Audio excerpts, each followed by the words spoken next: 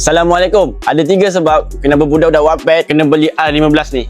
Okey, jom ikut. Sebab yang pertama, design sporty ala Superbike. R15M datang dengan design agresif inspired daripada siri R1. Lampu LED, depan nampak garang, body aerodynamic dan posisi tunggang racing style memang buat motor ni nampak premium. Yang kedua, motor ni menggunakan enjin 155cc VVA dan mampu menghasilkan 19 horsepower. So, mana yang newbie, mana yang budak Wattpad nak layan corner tu sesuai yang motor ni untuk korang. Walaupun motor ni nampak biasa-biasa, tapi motor ni banyak gila jajan dia guys. Antaranya ada quick shifter, ada ABS 2 channel, traction control, dan motor ni ada meter digital siap bagi wide connect lagi guys.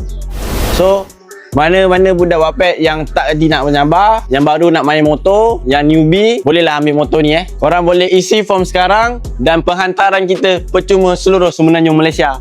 Okay, bye.